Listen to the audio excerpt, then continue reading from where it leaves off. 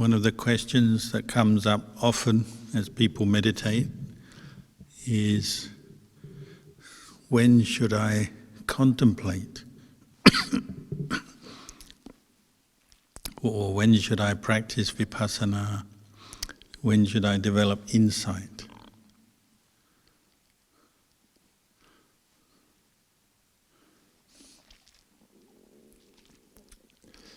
So traditionally the texts and teachers talk about meditation in terms of samatha meditation and vipassana meditation. Two aspects of the same thing. We only have one mind, but we need to train our mind in different ways. And usually talk about samatha meditation first, because most of us need to learn how to stabilize our mind, calm down, achieve some stillness, some quietness of mind. Often that's why we come to meditation. We know what it's like when the mind is not quiet, when it's full of thoughts and confusion and stress, and easily distracted, easily shaken by the experiences we have in daily life. We know that, so then we're looking for some way to find some more inner peace, calm. And that's what samatha can provide us with. So there's many samatha objects of meditation, 40 main ones that we talk about. Recollecting the Buddha, mindfulness of breathing, recollecting death, recollecting the body or mindfulness of the body, the Brahmaviharas, goodwill, compassion, sympathetic joy, equanimity, and so on. Many techniques, many objects. But they're all ways we use to develop stillness of mind by training to be mindful of one object. Once we've been given an object, a meditation object by a teacher, or we've chosen one, our aim is to train in the qualities that we are aiming for. So develop mindfulness, clear comprehension, effort, energy, by directing the mind to the one object. And our teachers often abbreviate all these qualities just down to one. We say to develop the one who knows, or the knowing, the quality of knowing. In Thai we say puru, which means one who knows. As opposed to when the mind is lost in thought, distraction, different moods, we say then at that point the mind doesn't know because it's lost, it's distracted. So samatha helps us to make a distinction between the mind that has mindfulness, the mind that knows, and the mind that has lost its mindfulness, it doesn't know. And that's one of the first challenges, because we only have short bursts of mindfulness and awareness is strong. We have some self-control and we're putting effort into that, and we get the accompanying sense of stability and stillness. And then we have other periods when we don't. And the mindfulness disappears and we're lost. And there's this back and forth, establishing mindfulness. Say if you're doing breathing meditation, anapanasati, you have moments when you're with the breath and everything seems clear, you know your body, your mind, and at that moment there's little or even no suffering in your experience because you have mindfulness and your mind is present, paying attention to the breath. So you can even live with some pain or unpleasant thoughts arise, but they don't bother you too much because you have mindfulness. But when you lose mindfulness, off your mind goes, thinking, wandering around, getting lost, and often ends up in a worse place than it started, more distracted, more unhappy in itself, not comfortable, not at ease. If we have physical pain or discomfort in the body, that becomes an issue, bothers us. Memories bother us, plans, desires. Everything starts to become trouble to us because we've lost mindfulness. And we get caught into different moods. Or we just fall asleep. So samatha practice is helping us to deal with this, deal with the 5 hindrances, gain some stillness, self-control, and the happiness and the ease that comes with that.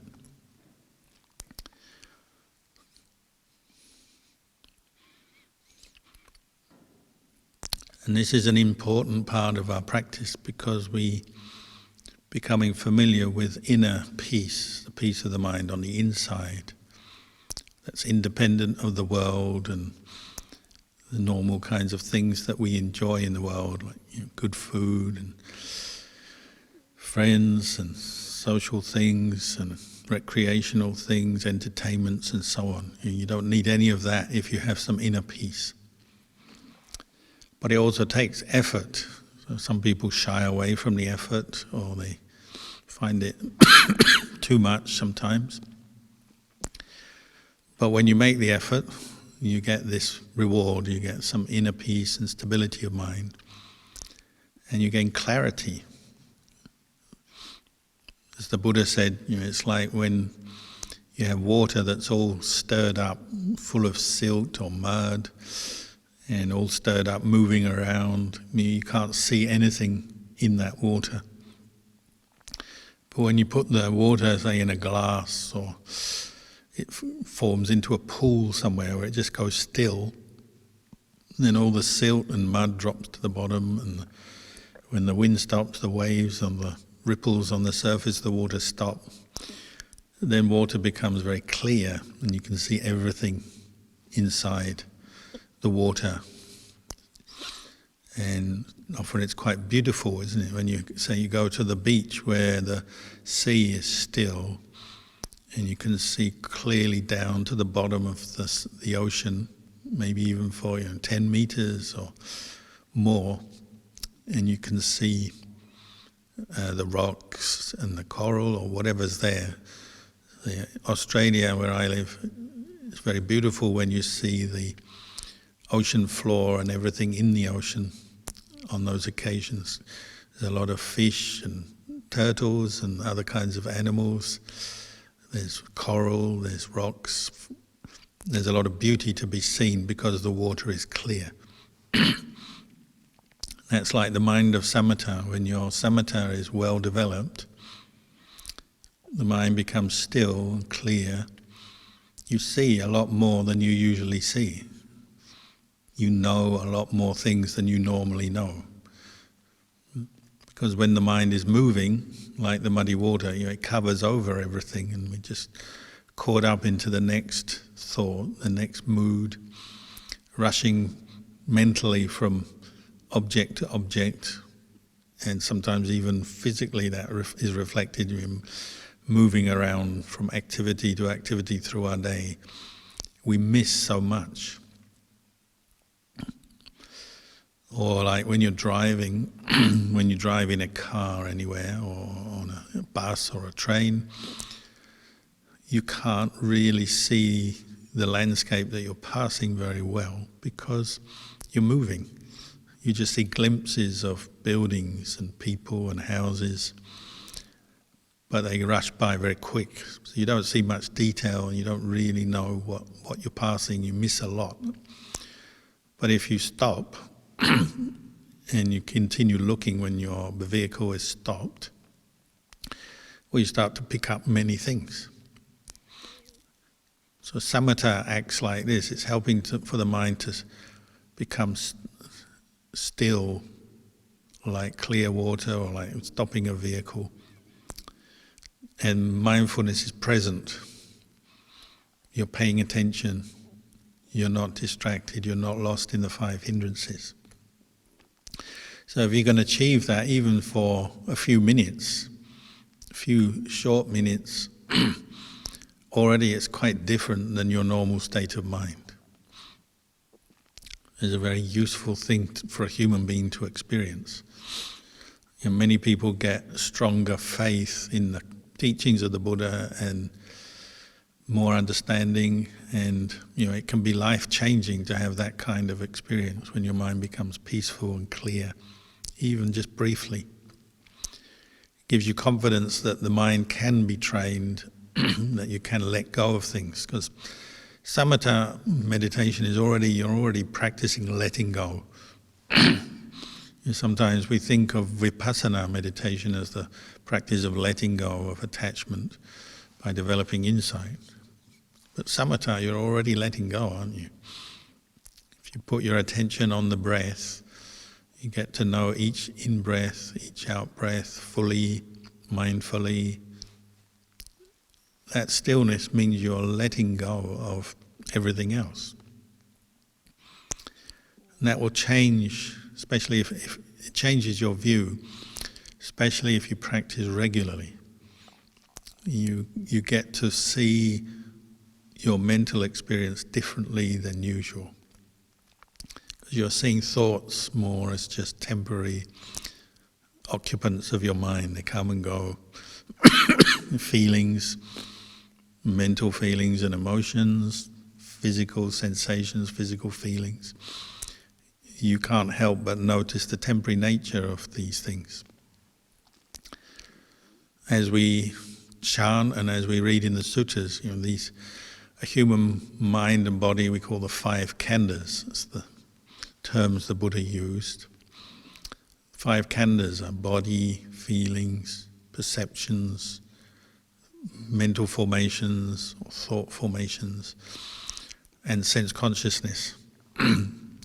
When the mind is still, you have this ability to look back quite naturally. You're looking back at your own 5 khandhas and not getting so involved or caught up in them.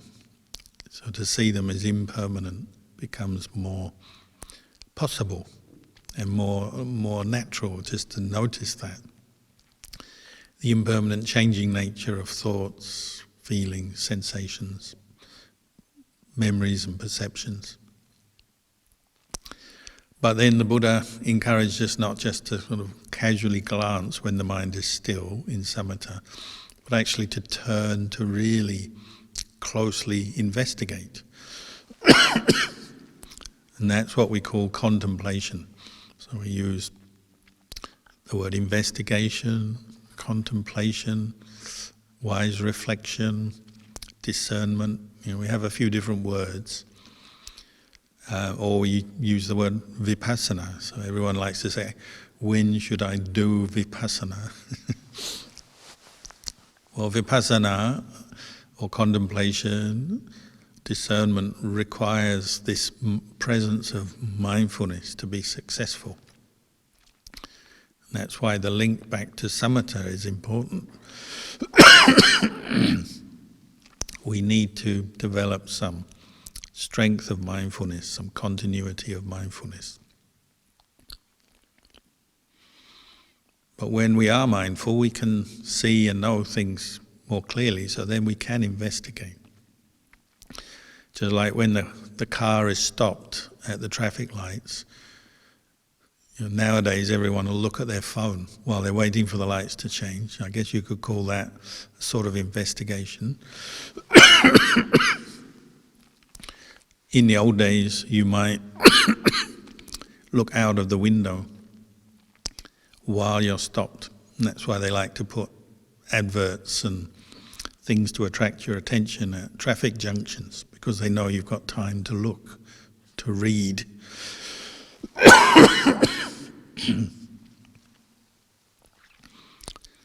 So vipassana is best when the mind is calm and still. It's as if we've got time to look closely and investigate these 5 khandhas.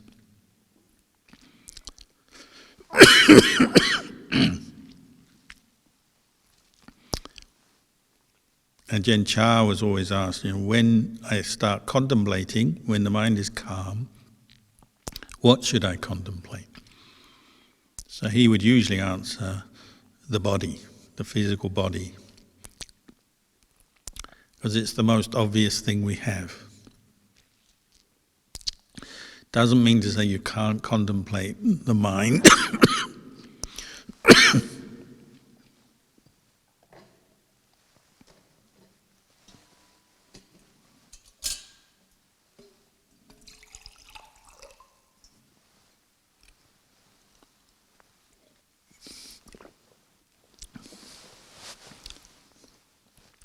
Doesn't mean to say you can't contemplate the mind, or feelings, or memories, thoughts. But these things are all invisible in the sense they're arising and passing away very quickly in your experience. The body is a little bit more solid, so to turn attention to look at, contemplate the body, although it's not attractive, it's not something we really like to do, it can be very bear great fruit. It can be very helpful to us to understand more closely the 3 characteristics, which is what you're developing insight and understanding of: impermanence, unsatisfactoriness, not self, anicca, dukkha, anatta. When your mind is calm, you're mindful. Ajahn Chah would say, well, bring up the 32 parts of the body, for example. It's not the only way to contemplate the body, but it's a good start. So you run through them, get to know them, these 32 parts. You can read the sutta, the chant. When you ordain as a Buddhist monk, you're already given the first 5, and that shows how important they are. They're the 5 external parts of the body that we see: hair of the head, hair of the body, nails, teeth, skin. These aspects are what you see when you look at yourself or you look at someone else. The other parts of the body are more internal, the organs, the bones, the blood, the flesh, the heart, the liver, the kidneys, and so on. These are internal, so you may have to look more into books or online, or find other sources to get pictures, to get information to start contemplating them. You can put your mind on the different parts of the body in your meditation. You can literally put your mind around these 32 parts. But to visualize them, you may need to do a bit of research first. We have some vague ideas. Like everyone knows the idea of a skeleton, but actually how many bones there are in a human body, what they look like, it takes a bit of research. But these 32 parts, you can go through them one by one. Visualize them, put your attention on each part.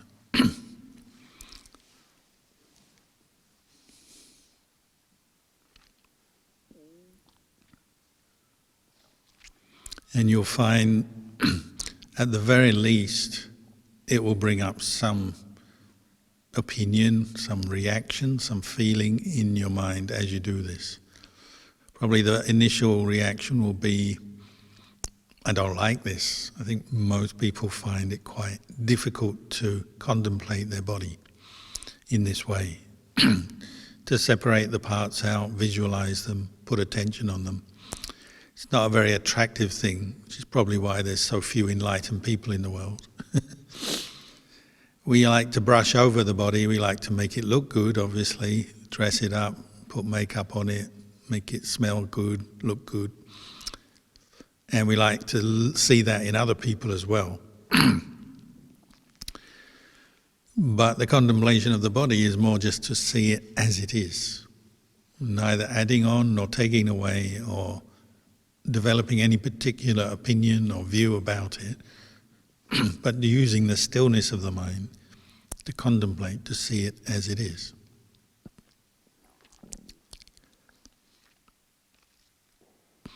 If you pick up a particular aspect of the body, one of those 32 parts, such as the bones, even the bones, there's a lot of them, so you might even pick just one bone, like an arm bone or a rib or the skull.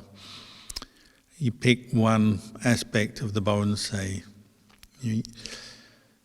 all you're doing is putting attention on that, visualizing it, getting to know it better, familiarizing yourself with that. And if the mindfulness is there, you're calm, you can look at it in a more detached way.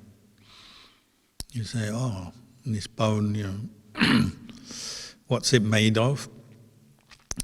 It's made up of, as we know from science, things like calcium. There's a few other minerals and chemicals there. It's mainly calcium, and starts off small when you're a baby, it grows over time. That's why they always say, give babies milk.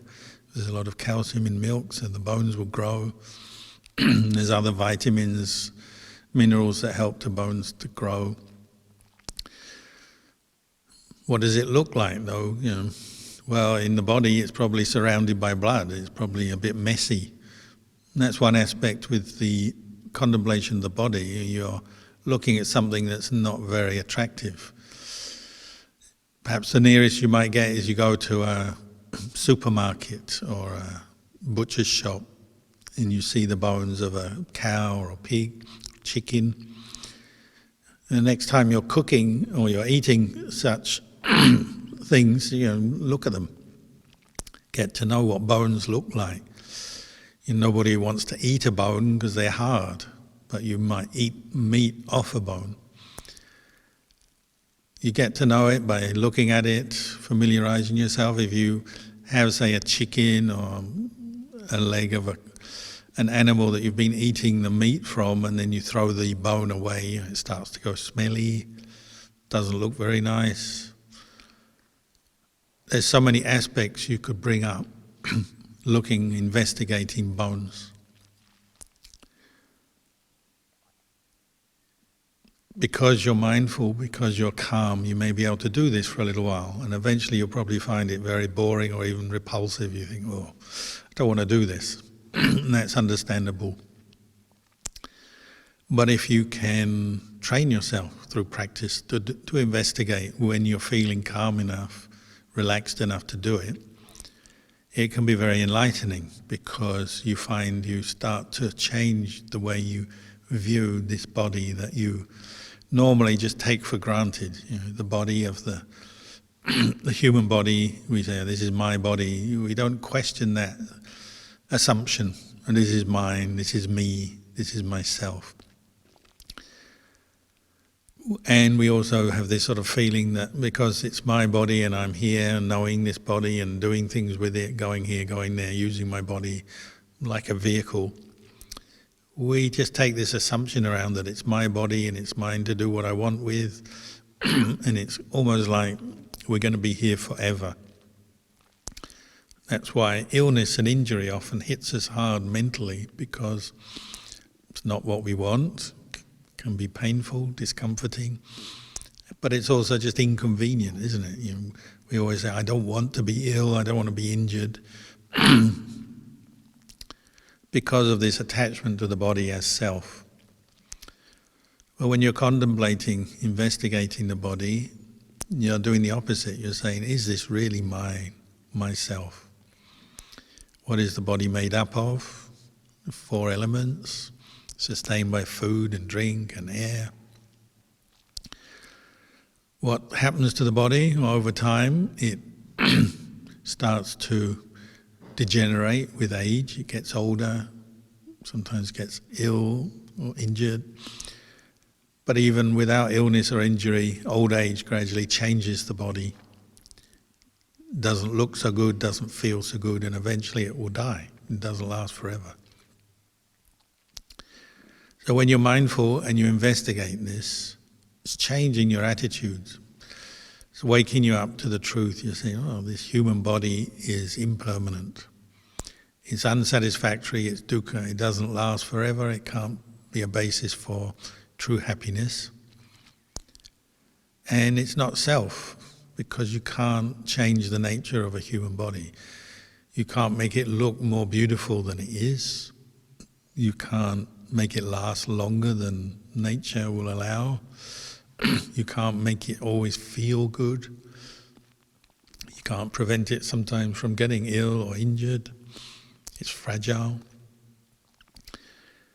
And yet we say it's ours, which is clearly a delusion. The more you investigate the body and the parts of the body, you realize, ultimately it's not ours to control. That's wisdom. Wisdom arising from the peace of the mind that's looking and investigating and understanding the body from a place of calm, detached awareness. Hearing this, people often feel depressed or sad, or the monk teaches us to hate the body. And he's not teaching us to hate the body or dislike it, but just to see it as it is. To not be fooled or deluded by the apparent beauty, strength, health, happiness of the body, but to see it in a balanced way, but to know deeply that it's not self. And as you take apart the body, visually, mentally, you realize it's a set of component parts, like a vehicle or a computer or anything that, any machine that we use in the world has its component parts, and even though it's there, none of those component parts are a self. They're just different parts that make up the whole, and the whole is what deludes us, whether it's the body or the mind that is dependent on the body, the feelings and memories and thoughts. It's this sense of it's all one thing, it's me, and we give it a name, and we invest a sense of self in it from the day one when we're born. So it just becomes something we take for granted. When you do this meditation, you're confronting that sense of self, so it's hard work. You might only be able to do it for short bursts, short periods of time. But it's very beneficial, because it gives us this new sense of separation between mind that knows, with right view, with wisdom, and the body, the thing that is known. And this automatic sense of ownership changes. And we see, this body, I'm still responsible for it, but it's not me, myself. I can't stop it getting old, sick, can't stop it dying. Can't even make it beautiful, because the unattractive parts of the body are always there.